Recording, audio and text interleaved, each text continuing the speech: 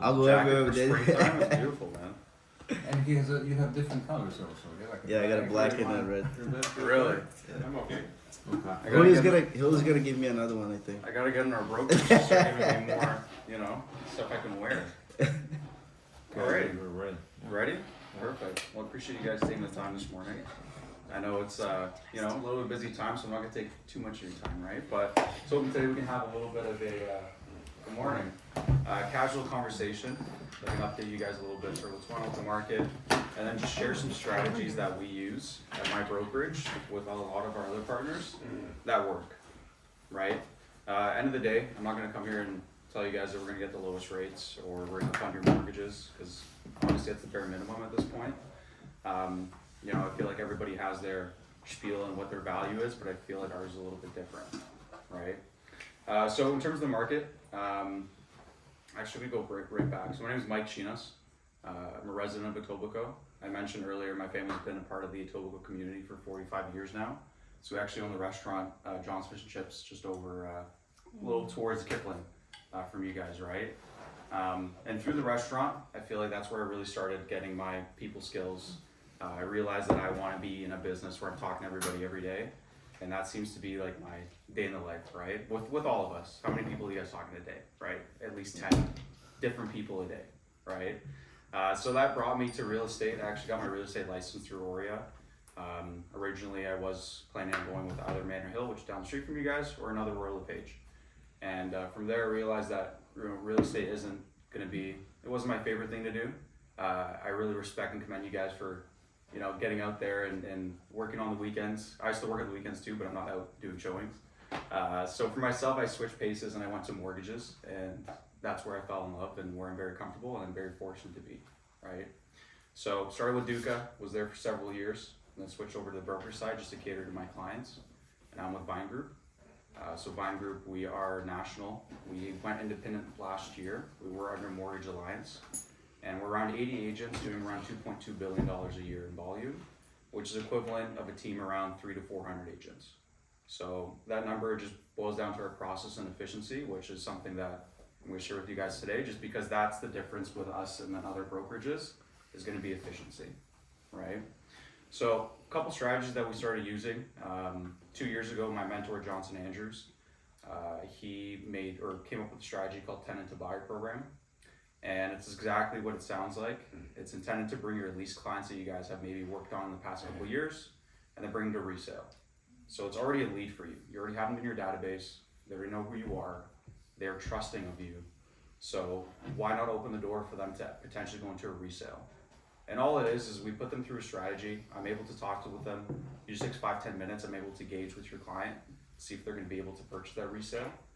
And from there, we put them through a sort of strategy. So if that client's going to be done their lease in 6 months, we'll put a 6-month strategy in place. You need to save this amount. These are documents you have to have in order, right? It's all part of our process in order to get them to the market. So that's one strategy that we've been using. That one, it has around a 20 to 30% turnover rate. So, it's not perfect like anything, but it's a way for you guys to actually start mining that database of lease clients, right? Where normally they're going to be dormant. They may hear of, their friend's friend who's a realtor now, and they'll use them instead for a resale, but it doesn't make sense. Like I said, you guys already have trust in the client. Why wouldn't you tap into that market for yourself, right? Now, I know you mentioned, talk a little bit about the market right now. It's tricky. It's tricky, right? The last couple of years, we've all seen it. It's been a little bit tough for everybody in our industry. But right now we are seeing a little bit of relief, which is nice. In terms of the variable rate, nobody's really grabbing variable rate right now, actually surprisingly. I feel like right now, with first-time home buyers especially, they will really want to take advantage or sort of be mindful of that risk assessment, or they're going to be taking those 3-year rates. Now, every situation is going to obviously be different.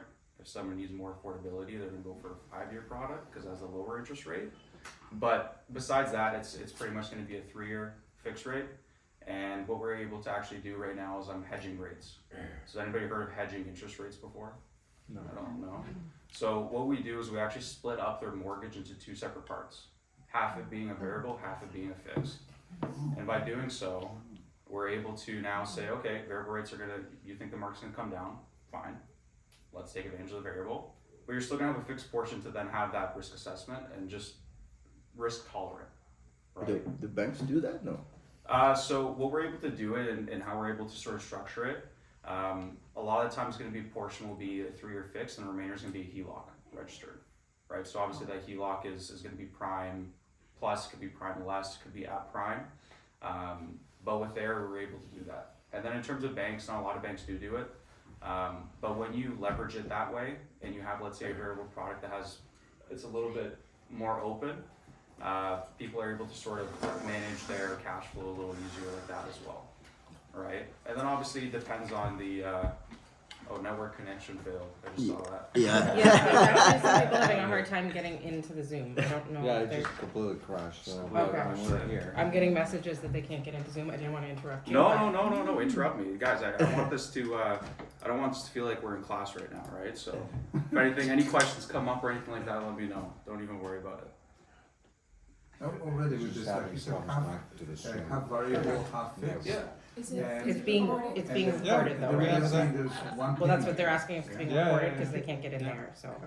So half variable, half fixed, but there was a one payment, yes, to the bank, yes, per month. It's gonna be 2 separate payments. So they don't- Two separate, Yeah. two separate- Okay, Joyce, two no, separate I lines, did right? challenge So you. it's gonna be 2 Well, separate. maybe like combined, because someone would be paying, let's say, monthly from the. Yeah, usually it would be like somebody would have like a pre-authorized I know, debit. because I didn't realize that that's Would where come out everything with was that specific account, fuzzy. so. But it has to be the Last time I same. get into the Zoom. Yeah, it's like it three- says Yeah. And you can, having a We variable, just have a so group you chat. can. I Our don't phones are know. going My off phones because are they're all just trying to buzzing. tell us that they can't get You on. can change this So I to don't know if there's or. actual You could. issue. You could, The depending server on- calls out. Yeah, talking it's about. all different, right? Here, Every client's where's the link? Do you want me to resend it? Is But it? the problem is I can't even, it says It's not even connected, yeah. Okay, but you are recording it? We can let Yeah, them know we're you're recording recording it, it? Okay. Where's it? The Wi-Fi? The internet? It could be the Wi-Fi or it could be Zoom server. I'm just in this meeting, we'll relaunch it again. Look, 'cause you got a message on your phone too. Wi-Fi is down. Oh yeah, Mm. so then it's the Wi-Fi. Here, let me see if I can get in from my. But I mean, we're recording, so Oh, there's- Okay, so it's. yeah, Meeting we'll schedule. upload it later. It's okay. It's okay. Yeah, so it all depends on the situation, especially when it comes to hedging interest rates. Not everybody's gonna be, acceptable to that, or it's not gonna make sense for them, right? And I could even have an individual that's in real estate or commission based, where for that specific somebody, interest rate doesn't even matter for them, right? For them, it's gonna be prepayment. How much money can I put down each year for it to make sense for me? So if we're comparing like RBC, which is standard 10%, to the Scotia, which is standard 20, if their interest rate's even 50 basis points higher, if they're taking advantage of that full 20% prepayment policy, you're paying significantly less than the RBC rate that you would have got 0.5% lower, right? So it really depends on the client. Not everybody's going to be tolerant to that type of split like that, but it does happen. It's something that we do. The HELOC portion, it's interest only or? So when it's qualified as a full draw, obviously, because we're full drawing it on that portion. But you can make interest only payments, right? And once again, it's going to depend on what that client is and who they are. Where if I'm having somebody that's starting a new family, and they're a first-time home buyer, they're most likely going to go for a 5-year fixed rate. They're going to have a kid coming soon. They want to be sort of manageable. Okay, my payments for the next 5 years are going to be the same. I can now prepare for a kid. My cash flow is going to be okay, right? So it's very situational. It depends on sort of what's going on with everybody, right? There's no one solution for anybody, right? So, and that's sort of when we're going through the process and why I feel like we're different as a brokerage, is going to be our efficiency, and that's where it comes down to is our process, right? So for myself, it's an intro call. All of our agents are different, but we all sort of follow the same path. So for myself, it's an intro call. It's usually 10-15 minutes. It takes for me to have the client on the phone to then sort of see exactly what they're needing and how we're going to set up their application and mortgage properly, right? Then it goes to full documents. So I don't touch a file. It will not get submitted to my team of underwriters unless I have a full set of documents in. So and I'm talking about literally everything. I'm not going to send anything unless I have all the information in front of me. And by doing so, when I submit that to my team of underwriters, we call them the hub, they're able to get a 99% accurate sort of look at what their lenders will be without having to consistently pull the client's credit. I've had too many times already this year where a client comes to me and I look at their bureau, there's 5 pulls from 5 different institutions, and I said, okay, were you working with a broker before? Were you doing this on your own? I said, well, I was working with a broker. Why do you have 5 different credit pulls, man? What's going on here, right? And it feels like when I see that, it's a lot of times brokers are really trying to throw crap at a wall, right? Just see what sticks, and it doesn't really make sense. So once we do have this sort of efficiency in with my team, 99% accurate, our submission to fund ratio is around 85%, where industry standards around 30. Can I just ask you a question? Yeah. When brokers do that, does Yeah. that not affect your credit rating? Great question. So within a time frame, they usually say around a month. If you have multiple pulls from institutions, especially when it comes to mortgage pulls, it's different than you're able to sort of differentiate if it's coming from a credit card or a mortgage provider, right? Usually when it's in the same month, it counts as one ding, right? But it still looks like you're a rate shopper at that point to other institutions, right? So if I'm a bank and I see that you shopped or you have credit pulled from 4 other banks, why would I entertain you as a client? I know you're just kicking tires. You're trying to get the best rate out of me so then you can go back to your other lender, right? It doesn't make sense.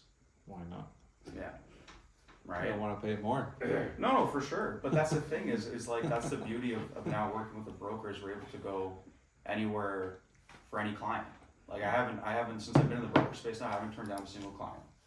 There's always a solution for somebody. It may not be the best solution right now. It's still something that we can do, and eventually we'll bring you to the best solution, being a lender. But for now, we're able to at least work with you and help you out, right? So that efficiency that I was mentioning, that 85%, it helps out for us and it helps out for our partners. Just because when we're more efficient like that, we're actually saving the lenders money. They're spending less time on our files. They're able to go through them faster. And a lot of lenders, their underwriters work on commission as well, right? So whatever deals that we submit to them, they obviously want to do them because they're going to be getting paid. But if it's just a pile of garbage, they're not going to want to do it, right? So because we're so efficient, we actually get access to spot pricing with some lenders. Is anybody familiar with spot pricing at all? No. So spot pricing, what it is a lender assesses that day's sort of cost of funds for them. They assess their own cash flow. And depending on the day, it's going to be either a lower rate than what we have now, or it could be the same, could be slightly higher. So by us having spot pricing, we're able to now get lower rates than the market, just because we're able to compete. So if I bring a TD deal to Scotia and I say, hey, with your spot pricing today, can you beat this? The majority of the time will. Obviously there's exceptions. We're not just gonna toss everything at them like that. It has to be within the reason. But it's something that we're able to have. So when somebody says, oh, interest rates, brokers all get the same rates, we don't. We really don't. It depends on the relationship that we have with the lenders. Like we had a great sort of relationship with HSBC. When they came to market, they actually came to us to then create their programs and their products, just because they were aware in the industry of our efficiencies, right? So by that, in our relationships, we're really able to sort of help our clients as best we can. But for us, where we really see the value and where we really want to help, the camera's adjusted. Yeah. That's all right. It's recording, right? It was just. It just started up. going up. That's all right. What we really want to try to do is really help you guys make more money, right? If you guys are making more money, you're happy, then you're happy with us, and everybody's happy at the end of the day, right? So, Tentative Buyer Program is the one that I mentioned before. We also do another one called condo to freehold. With what we're doing there is any clients that you guys close in a condo the last 5 years, they have a low interest rate. What we're able to do is take a look at their mortgage, see if we can port it, and what we'll do is we'll blend and extend their rate, so they're not going to be getting a lower rate than market. They're going to sell that condo, and that equity that they gained, number one, is going to be down payment, but number two, the remainder of it will be able to service their payments on their mortgage, to where they're essentially right now paying the same as if they were in that condo still. But now they're in a freehold. So now they went from that condo to that townhome. For how long? Or is there a... So it doesn't necessarily mean for how long in what sense, like for how long they're gonna be in that freehold? No, for how long that they would have that same payment? It'll depend on how much equity they gain in that condo, right? It's gonna be different for everybody. It's not that, once again, same with the tend to buyer. It's not a cookie cutter program. You can't just toss any client in there. It has to make sense for them. Because you use the equity to do a prepayment on the difference, right? Not necessarily prepayment. What you would mostly do is just doing like a top-up payment monthly. Yeah. So yeah, you are using a prepayment. You're not doing a lump sum, but you're doing enough to offset your monthly payments. So it's similar to what they would have been paying in that condo, right? But the thing is once you present a client with that, they're not going to be indebted to you. You just brought that client from a condo to a freehold, and you changed their entire real estate scenario for them, their entire housing scenario, right? That client's going to be indebted to you. It's going to be building that trust. If that client has trust in you, they're obviously not going to shop you around. They're going to refer you to their brother, mother, sister, cousin, right? Because at the end of the day, that's how we're going to get the best referrals for us is going to be client-to-client referrals. They're already vouching for you. They're already selling you. Same as the buyer program. You already pretty much have that client, right? So, yeah, guys, I'm not going to, like I said, spiel too much. But I want to open the floor, see if anybody has any questions about the market, any new products that you guys have heard on the news. I feel like that's a big one right now. Have you guys heard about the 30-year amortization change? Yes. Yeah, Yeah. Have you guys discussed that at all? No, but I don't No. think it makes. No, you Well, can it's explain only- it to me. I for the haven't first heard. time buyers, right? Sorry? This is only for the first time buyers. Yeah, so what they're doing is they realize that it's getting tough for people to qualify for high ratio mortgages, right? Mortgages under 20% down payment. So originally it was a 25-year amortization for that type of product. Right now what they're saying is, okay, we're gonna open this up to first-time home buyers, and first we're gonna open it up to pre-construction. But it doesn't make sense It's because you very have to put rare. 20% down for construction Exactly, anyway. it's extremely rare for us to see a pre-construction deal that has less than 20% down, just because that's how the deposit structure works for the builders, for them to even get their own funding, right? So it's very rare. I think it's that first sort of phase where I think they're saying for August 1st, a little bit of a smokescreen. It is, Yeah. right? But once it does fully roll out, I do think that it will be in the people's benefit when it comes to affordability. Maybe not for leveraging or for risk, especially if you are somebody that is putting less than 20% down payment, you're already at a higher risk. You're paying an insurance premium for a reason. But it will be helping clients, especially when we look at a purchase price we're seeing with Etobicoke. Right? Like when's the last time you guys saw in Etobicoke a freehold that's going for 800,000 or 900,000? Yeah. Right? It happens, but it's coming few and few now, Yeah. right? So the purchases do have to be under $1 million in order to qualify for that, and for now it is for first-time home buyers. Right? So we'll see. Right? They did also up the RSP from 35,000 to 65. I think is great. Why not? 60, no? 60, 60, yeah. 60 and 120. Yeah. Yeah. That's a couple. So that one's decent as well. I don't think there's anything wrong with that. But again, I think personally the government has to do much more than what they're doing right now to help out Canadians and sort of their affordability. I think there's just one step, and it's going to be a nice little tester. I think it's in the right direction, but we really have to see what's going on, right? We don't know yet. It's still too early, right? I think for the next couple months, I personally don't think that we're going to be seeing a Bank of Canada decrease this summer. That's my thoughts. Some of my You bosses don't say think it's otherwise. gonna go down a quarter point in June? In June, no. No? I don't think so. No. I think for them to properly take a hold of the market and to really sort of level it out, it's gonna have to be in the fall, right? That's what everyone's waiting for. Yeah, no, for sure. But that's the thing is what I understand as somebody that's young now, that is getting into the market. I do understand where people say, okay, I want to time the market. I'm young, but I've done hundreds of mortgages so far, and I haven't had a single client that has timed the market perfectly. It's impossible. Yeah. You can't. Yeah. Right? For everybody, it's going to be, if you have the means to do it and it makes sense for you, why not? Right? Obviously, if it's a little bit of a stretch maybe, or it doesn't make sense for your timeline right now, maybe you're traveling or whatever it is, you're in school, you want to finish school, whatever, then it doesn't make sense. But if you have the means, if your clients have the ability to purchase now, then it's the opportunity cost that they're losing out on. Right? Maybe they could have gained an additional, if they waited, or they didn't wait six months to a year, they could have gained an additional 30 grand in equity. that could have been a down payment in the future. It doesn't really just, right now it doesn't make sense for people to be waiting, because they are gonna miss out, right? Like, I sort of gauge my business flow and my volume as like a little bit of a barometer for you guys in the industry to see if a rush is coming. So for the first couple months of the year, average, maybe I would see 3 to 4 mortgage applications a week in terms of pre-approvals. That's for myself, for my team. I think we're up there 15, 20 a week. Right now I'm looking at today, for the last 4 to 6 weeks, has been around 10 applications a week. So there's a lot of buyers coming to the market right now, right? And a lot of them were, like I was mentioning with the tenant buyer, a lot of them were lease clients last year. And the only reason they were in a lease is because interest rates were too high for them to take down, right? Or now they realize, okay, I was pre-approved last year, I could afford it, rates are lower now, I'm gonna get into the market. So it's about finding those opportunities for those clients, right? Yeah.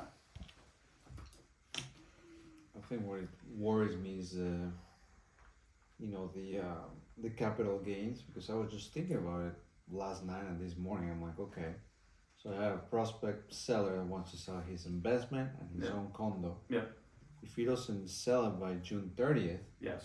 25th. So it's gonna that be the gain is additional- gonna be. Yeah, the additional capital gains, they change that as well. So I'm like, so either you're gonna have to dump it right now, Yeah. or hold it until there's a government change. Yeah, but there's some people doing some really good running numbers on this. If you bought a place and you want to keep it for 10, 15 years, that difference right now, it doesn't make sense. Yeah, but let's say now People are just getting they're scared ready to because, sell it now. but still, you have to close by the 25th. Yeah. And they might get a much lower price now than they would Exactly. in the future. So I mean, one of my clients did the math because he kind of got all hyper as Scared. well about it and thought I'll sell it. Yeah. But now he's like, I ran the math, and if I makes were to sense. keep it, maybe I would lose out $10,000. Exactly, right? So even for So, stuff like it that, depends. so we have a division in Vine called Vine Wealth. It's something we started that's recently new.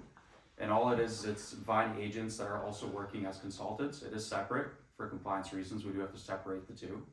But it's Vine agents that are working as consultants that are Smith Maneuver certified and that are really well versed in cash damming, rental cash damming for investors, right? Does anybody use Smith Maneuver at all? Heard of this? Never used it. No. So Smith Maneuver, very simple terms. It's a way for you to minimize interest paid, number one, and to pay off mortgages on your primary residence faster. It's just a way of using your rental properties properly, right? Very basic. What it is you have your primary residence that has an advanceable mortgage, meaning every time you pay off the mortgage, it opens up a line of credit amount for yourself. So Scotia and TD are both lenders that offer something like this. Scotiabank, I prefer the most over anybody when it comes to this type of strategy. Sorry, which bank? Scotia. Scotia. Yeah. So what it is you have your advanceable mortgage on your primary residence in your HELOC. You have X amount of rental properties. What you do is you take that rental income, you use it to pay off your mortgage on your primary residence. It opens up that HELOC, and now you draw money from that HELOC to pay off your rental expenses. And by doing so, you're actually turning your primary residence into a tax deduction. Yep. Number one. Number two, your mortgage on your home, even though your HELOC is growing, your mortgage on your home is now being paid off significantly faster than it would have normally. You're using your entirety of your cash flow for your rentals. That's, for some people, it's a lot of money coming through, right? So by doing so, I'm doing it with a client right now. It's a $1.5 million mortgage on her primary residence. She has 3 rental properties. We calculated that if she were to use the Smith Maneuver properly, it's around $863,000 in interest savings and tax savings combined, and she'll pay off her mortgage on her primary residence in 15 years. Right? So it's like, when you present somebody that, and she was somebody that was rate shopping me at one point. She came to me and it was week after week, what's your best rate this week? What's your best rate this week? And I don't even give people a rate quote if I'm on the phone with them for the first time. No chance I'm giving you a rate. I want to know why you want that lower rate. It's because you want lower payments. It's because you want better cash flow. What's your job position look like? Can we maybe put you in a mortgage that's going to make sense for you? right? So somebody like that, she was rate shopping me. She was almost shopping my realtor as well. But once that realtor sort of brought them to me, I had the conversations, I found out she had rental properties as well. I brought up Smith maneuver. Oh, what is that? I let her know that I'm not gonna be able to touch the interest rate that you got saved 6 months ago. They got some special offer from their builder. They're closing on a pre-construction, but it's a freehold home, right? And so they got some special whatever plan from RBC, and I couldn't beat that rate. That rate was off me by almost 1%. But with the Smith maneuver, we're saving her a whole lot more interest than 1% interest on her $1.6 million or $1.5 million mortgage, right? So now that client trusted me, we're closing on her property, and they love that realtor now for bringing them over to me. That realtor just saved them 800 grand just for giving them somebody that knows what they're doing and can at least identify a solution like that. Because all of us can. A lot of us are just a numbers game. How many mortgages can I do in a week? I gotta get them off my plate right away. But for me, it's like, you know, it's a referral business. I wanna make sure that client loves the interaction with me because they're gonna send me to their sister. Same with you guys, right? So it's about those strategies and small things like that where I think is different. And that's something that I think we're gonna publicly release, the Vine Wealth, in the next couple weeks. But that is something that we have started now. Just because we're having too many instances where somebody's coming in, having multiple rental properties, a fat mortgage on their primary residence, and how can we make it make sense for them, right?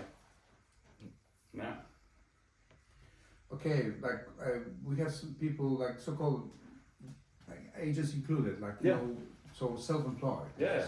I understand that you have a group of lenders behind, and depends on the situation, you would choose the because they have differences. There are differences between how they treat Same here. self-employed, etc., etc. Yeah. Each scenario is different, as you said. Yeah. Each we have also each transaction is different. Also, Yeah. so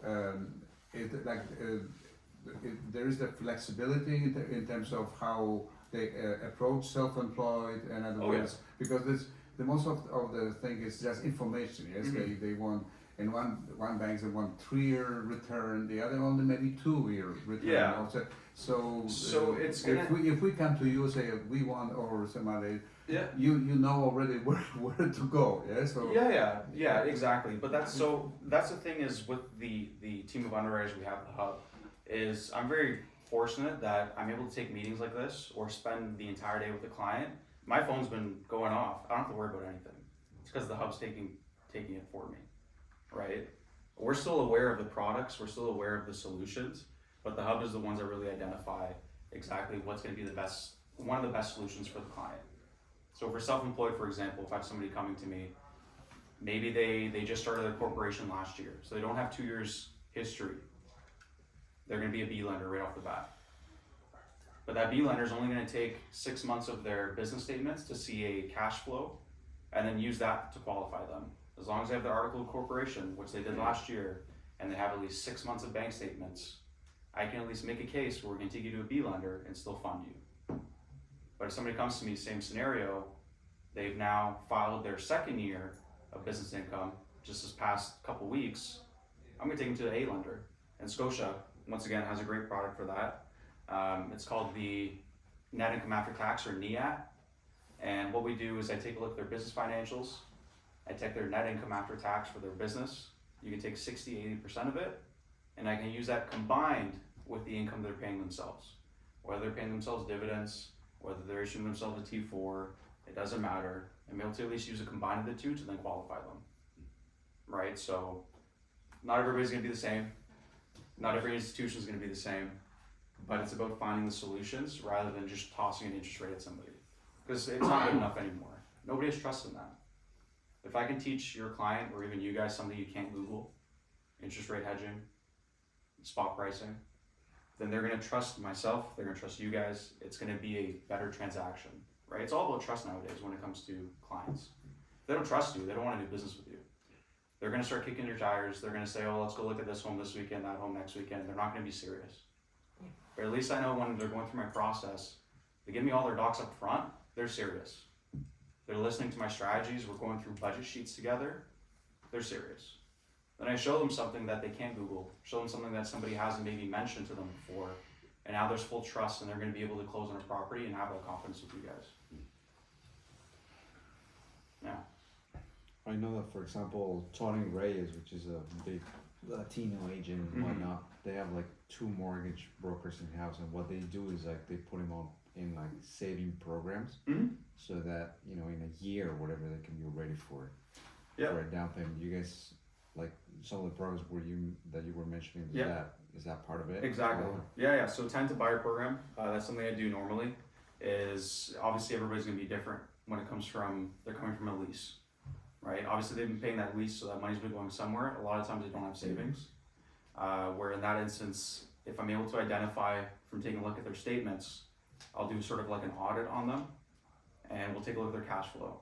And I can say, you know what, you have to save X amount for the next 6 to 12 months in order to get at least a minimum down payment for us to do something, right? Now, there's also lenders like BMO offer something called the down payment assistance program, where it's essentially just a personal loan that they'll give you to top up to that down payment amount that you need. I don't like using it because we now have to qualify your client for the loan and the mortgage. So it's taken out from their affordability, right? But there's also products, there's another one, they use, it's another sort of down payment assistance program where they'll top up the remainder to get to the 20%, and then they'll actually request payback within the 25 years of the mortgage or whenever you can. So usually, let's say a refinance date 5 years from now, for example. Again, great product if somebody wants to enter the market.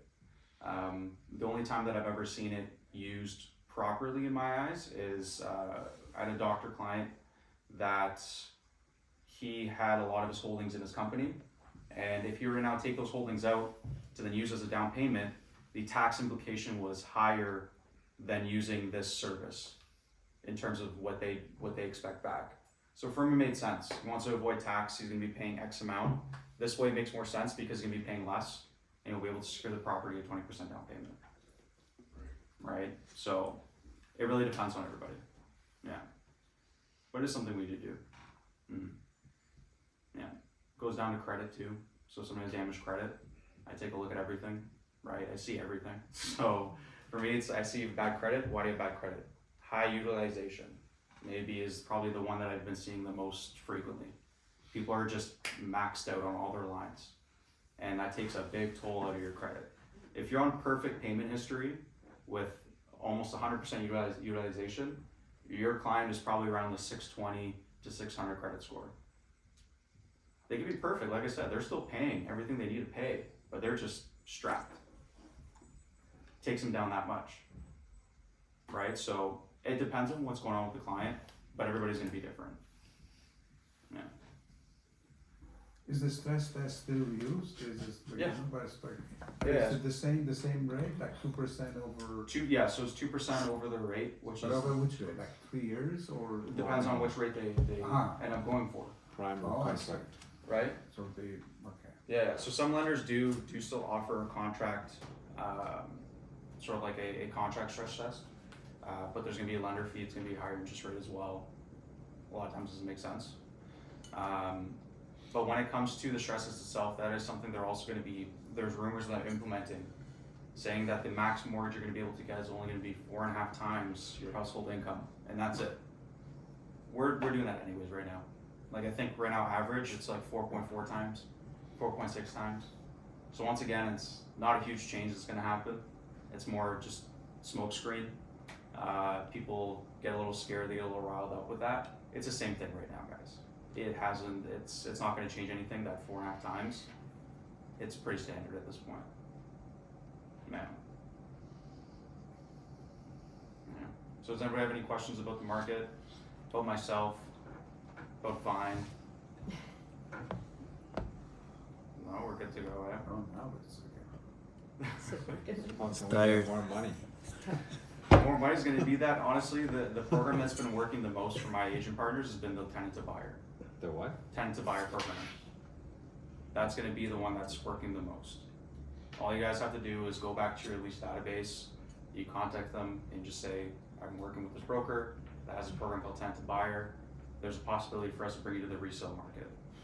And that dream of home ownership is still very alive in Canadians. And as soon as that's sort of brought up or presented to any client, a possibility, they will take that.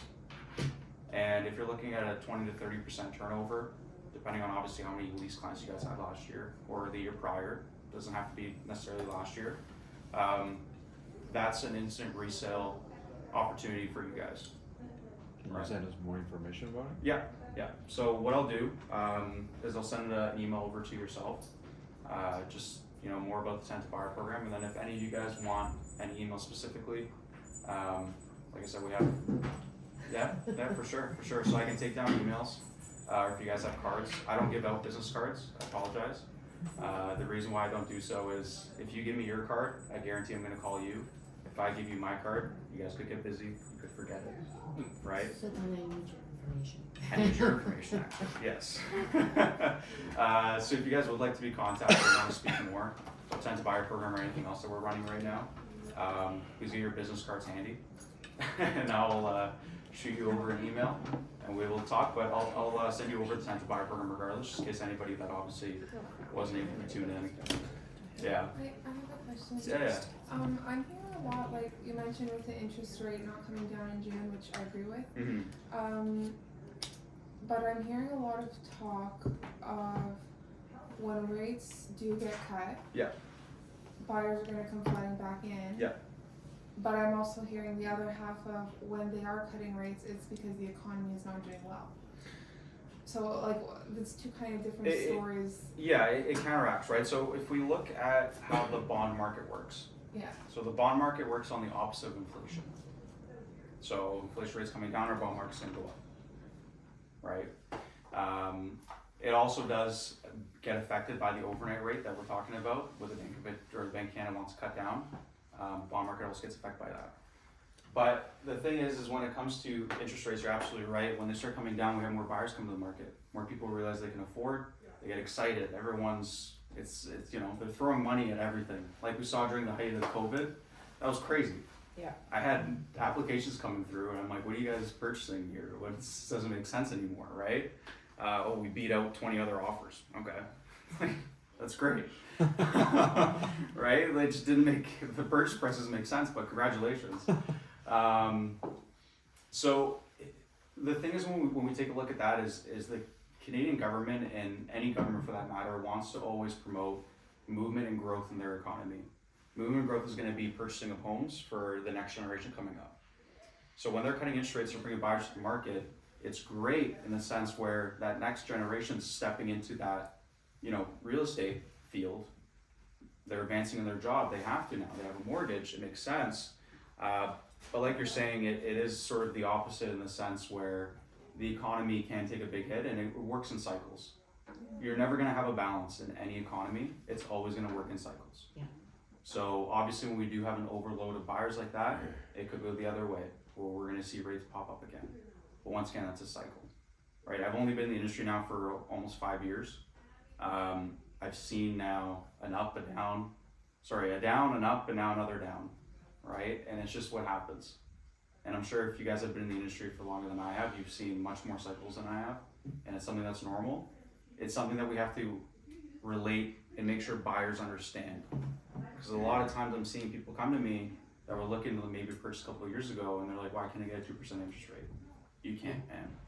But so we can do to minimize your interest, and we can move with the cycle in this sense as well, where hopefully in the next 2-3 years, you will be seeing something low, maybe not 2%, probably in the 3s, but it's still a better rate historically than what we've been seeing in the last, let's say, 10 years even. Right? Bless you. Great question though, great question. Yeah. Anybody else? One more. Bless you. One more. Last call. Last call, yeah, if anybody's any more questions. If not, I'm more than happy to discuss with you guys another time if anything comes up. Yeah, so I'll take everyone's information.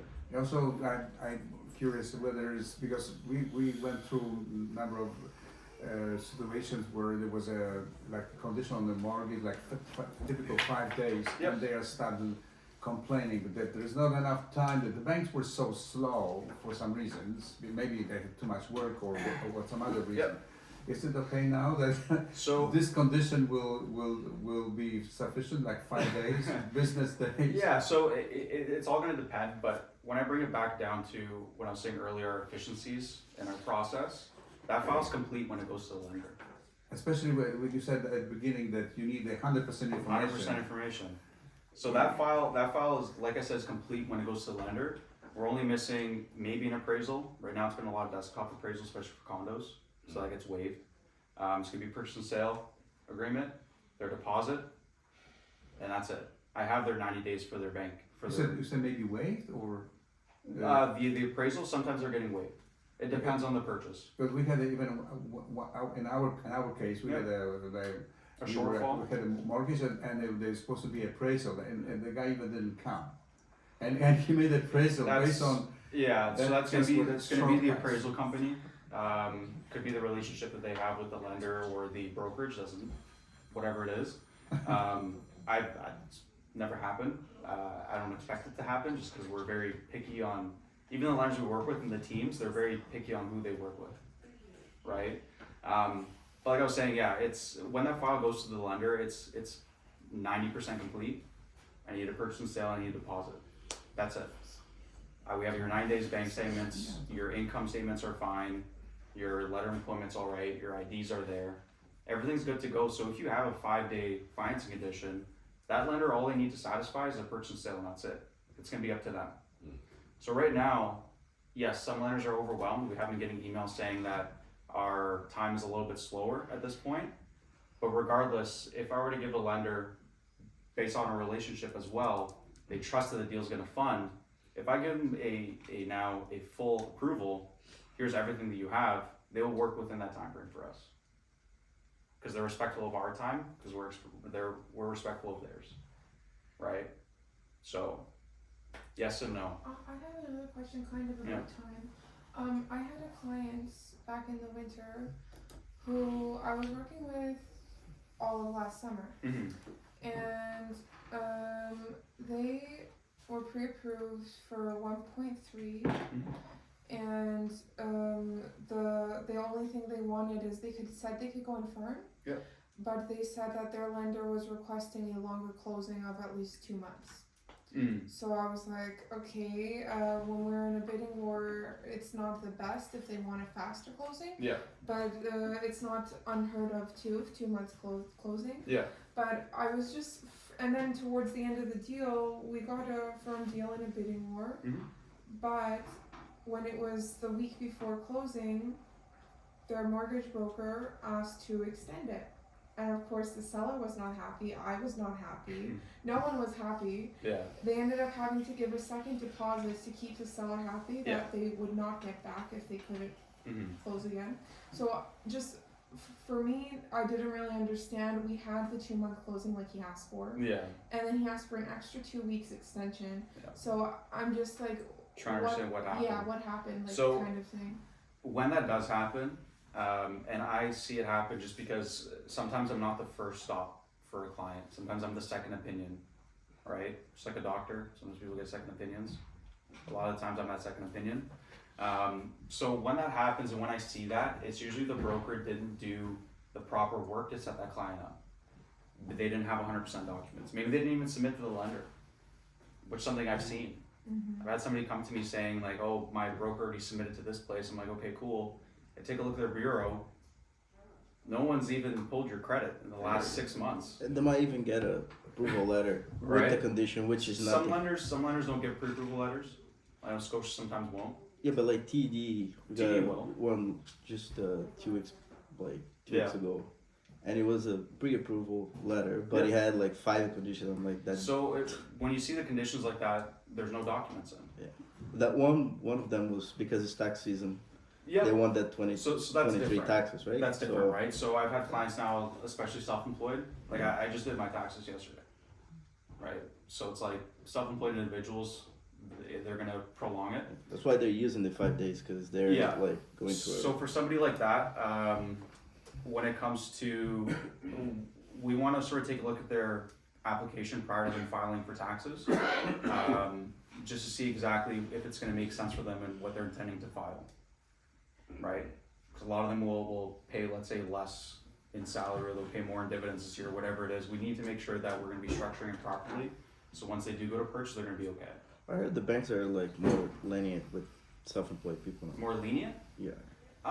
Depends on the lender. Because this guy he's with BMO, Yeah. and they used his whole income. Like, Yeah, They were actually asked for the 2023 taxes because he made more money last year. because they'll So take they a were like, two-year you know average, what? right? Yeah, self-employed, they'll take a two-year average. Lenient is a little bit, just because. if He had a good file though. He was saving money for like 10 years. The Yeah, trades was in the account. Yeah, like, yeah. The money was in one account. Everything. So that's was perfect then. solid, So, it's yeah. a unicorn client, right? Yeah. But to bring back to your point, yeah, it's that sounds like a broker that was not Okay, and into then his process. my next question on top of that is, during that week where he told us, oh, we're not ready to close on that day, I was telling them to go with a different mortgage broker, and they would not. But if they would have, would a week be enough time to keep that original closing? Like the closings in a week, Yeah. I can do it. Like to get them It's not gonna be pretty. pre-approved, closing, like everything. It's not gonna be pretty. I can do it. So in an instance like that, we have to think what's gonna be the best for the client. Yeah. So to close in a week, I'm gonna have to go to a lender that will want to close in a week, which will most likely be a private line, right? Okay. So now in that instance, you have to think, if they have to extend it out another couple weeks, what are they gonna be paying to do that with this broker, right? Does that make sense if we're to go private and take you out of that private within a month of your close? Is that now going to cost less than that other broker's way? If so, let's proceed with that client. Because I know for sure that once we close, you're gonna be able to close 100%, that's fine. But I know that I'm at least gonna be taking you to an A lender, hopefully. I don't know the situation, obviously, to where it makes sense for them, right? So, yes, I can. It's not pretty. It's doable. Yeah, okay. I don't, necessarily like those files, but it's something we still work on because we understand that it's your relationship that we're trying to save. We're an extension of your business end of the day. So the question is like, what are mortgage brokers doing on that initial steps? Because I often hear that they have a conversation. Yep. Like you said. Yep. Right, and they just kind of give you a verbal approval, Yeah, right? no. And some people don't want to pull scores or don't want to. Nope. So process-wise, I have that 10-15 minute conversation with your client. Yeah. Following that conversation, I do a custom application for them on our own software. So we actually have our own proprietary software called LenderKey, where we do all our applications. Eventually, it's going to handle all our CRM, everything. It's something that we only have access to right now. Through that software, I create their application. I send them out to our document portal. I get all their documents, every single document. I'm not sending your file. I'm not writing even any notes. But is it a common practice from the Broker side? broker side No, that they it's just not. request? They just do a verbal check. It's not. It's not. So it's not common practice, and that's sort of why we are a little bit different. When I get those full docs, I take a look. My hub takes a look at it. Like I said, it's gonna be 99% accurate. Where we do so much volume with specific lenders, my hub is so, I want to say, educated in terms of policies, that once I get all the docs and once we do that credit check, I can give you a pre-approval amount. I can say you can go and purchase $1 million, and I'll stand by that. I'll put it in writing. There's no verbal, Okay. right? 'Cause I Let's think go buy $1 million. That's good. There you go, right? Where are you gonna buy $1 million though? Right? That's the thing. I think we get kind of like frustrated as realtors a bit where like they come pre-approved, But they're you not still actually need- pre-approved. yeah, but you still need a condition in there. Yeah, no, we still, so I always, whenever I have somebody, a realtor coming to me saying we're gonna be going in firm, I always have to cover my own butt, say I do not recommend it, because nobody should recommend that. Anything can happen. Your client could lose their job in between your offer date and now their closing date. And then what? Right, but that condition's only good for 5 days or 3 Yes. days, so it doesn't really matter in the end because that 5 days is all you really have. After that, it is going firm It or is, not. yes. So when it comes into going firm, if you were to come to me and say I want to go firm and it's going to be a 5-day conditional financing, that client's, like I said, that client's package is done, I'll get it done. 5 days is very standard at this point, Yeah. right? Now if you say you want to go in firm, like I said, I'm gonna cover my butt. I'm gonna tell you I don't recommend it. But if your client is well under their ratios or it's a very comfortable purchase for them, why not? I don't recommend it. I'm not gonna tell you to do it, but it is possible, right? So it's all about process. For us, it's all about process. That's like the biggest difference. Yeah. Another issue we had a few times that about so-called bridge financing. Yeah. That let's say you You're close. you purchase. Yep. You And you're waiting on the purchase close on your first, property. and then Yeah. other cases some banks were kind of complain, and then first of all the interest rate on that Bridge financing is a little bridge high. financing is relatively high. Well, it's an unsecured, bridge financing is an unsecured loan. It's not secured against anything. Yeah. Your home is selling, your new one's not even registered to yourself yet. The bank can't do anything. So with the bridge financing, it is a high interest rate. How much today? There's no standard, standard sort of rate when it comes to bridge financing. It's calculated interest per day, right? It usually costs more legal fees. If it's a proper timeline for bridge financing, so let's say a week or two, it usually costs more legal fees to actually do it than interest itself, right? You So gotta pay the lawyers, put on title, and Exactly. then pay the lawyers to take down the Yeah. title. yeah, so it's a little bit, it's good. A lot of clients are doing it now. It's a good way for them to still be able to close on the property. It's something that if we can avoid it, let's avoid it. End of the day, we want to try to save the client as much money as we possibly can. So yeah, it is something that I do see and I do. It just makes sense, right? So, Because technically, like all the legal fees, like Mhm. whatever, are the same if you take a 1 week or if you take only 2 days. Exactly. Pretty much. So exactly.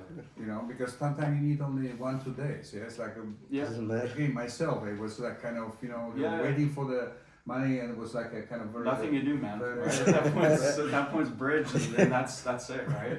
So- Lawyers won't give you a discount. No. No. There's- Neither the bank. So that's the thing too is when we are going through that process with the client, we do a budget sheet, and what the budget sheet is I break down every single cost it's going to take for them to close on this property. Right, so that's going to be their lawyer fees, land transfer tax, any upcoming. I then factor in their monthly payments aside from just the mortgage. So what's your monthly payment going to be for your mortgage plus your maintenance fee plus your property tax? And by doing so with the client, they're now not going to be shocked when they go to the lawyer because they're already aware of what the fee's going to be. They're not going to be shocked when they have to pay their land transfer tax because they already know what it's going to be. And then monthly payments as well as there's more confidence in that purchase because they see maybe multiple different scenarios are run for them. They're very confident in what they're doing. They have all the information. Right. End of the day, if somebody leaves our transaction together, they should be somebody that is well versed in real estate to act as a realtor. I say that with air quotations because they're not. But also a mortgage professional in the sense where I can have a conversation at a higher level with them and they will understand.